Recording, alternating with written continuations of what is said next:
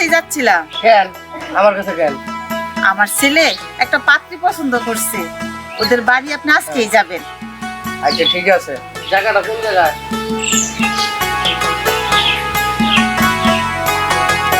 আচ্ছা ঠিক আছে। আচ্ছা। কি ঘটক সাহেব, আসসালামু আলাইকুম। ওয়ালাইকুম সালাম বাবা। কি অবস্থা, কেমন আছেন আপনারা? ভালো, আপনি কই যেতেছেন? যাইতাছি ইকবালের ঘটকগিরি করতে। আমরা কি বিয়ে শাদী করবো না? আমরা একটা দেখেন। হ্যাঁ দেখুন, সমস্যা নাই, তুমিটা পরে দেখুন, আগে এটা ইকবালেরটা শেষ করি আগে। আচ্ছা ঠিক আছে, আপনার দেখেন। আচ্ছা ঠিক আছে। কি কস? ইকবালের বিয়ে শাদী হয়ে যেতেছে, তোর তো খুব তাড়াতাড়ি আমরা বিয়েটা খাইতে পারবো, মজা হইব, তাই না? হ্যাঁ।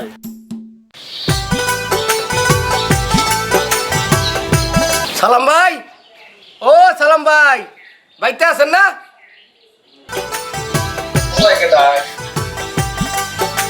আরে আরে ঘটক সাইদুল, কি খবর, কেমন আছো? আসসালামু ওয়ালাইকুম আসসালাম। ভালো আছেন তো নাকি? আছি ভালো। আগে আপনার মিলাদ লইলাম। আইছিলাম একটা সম্বন্ধ নিয়ে। ও আচ্ছা, সম্বন্ধ নিয়ে আইছো? কোথা থেকে আনছো? গ্রাম কই, থানা কোনটা, জেলা কোনটা?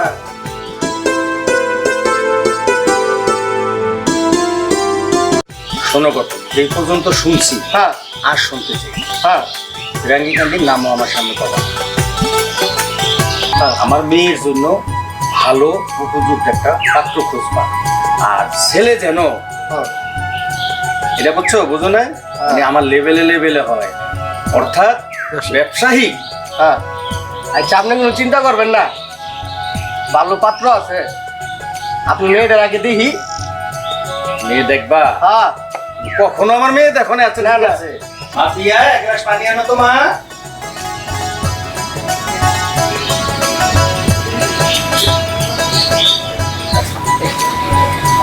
এই যে বাবা, যাও মা। সালাম সাহেব,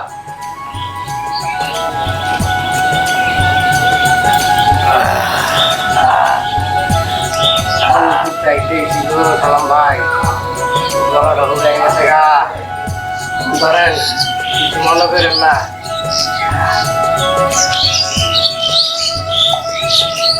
সমস্যা নাই, এক সপ্তাহ ভিতরে আপনি মেয়ের জন্য উপযুক্ত পাত্র ব্যবস্থা করুন, ঠিক আছে? আচ্ছা ঘটক সাহেব, তাই করো। এমন সুন্দরী একটা মায়া দেখতে পরিণাহান, এই মায়ার ঘটকালি করতে পারলে অনেক টাকা কামাইতে পারো। যাই, ইকবালের মার একটা ফোন দিয়া বলে দেই মেয়ের বাপ ফেরেঙ্গি কান্দি সম্বন্ধ করবো না।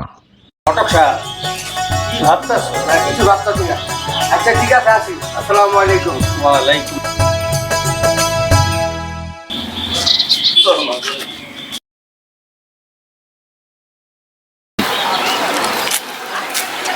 একটা ইকবালের মার একটা ফোন দিয়া লই।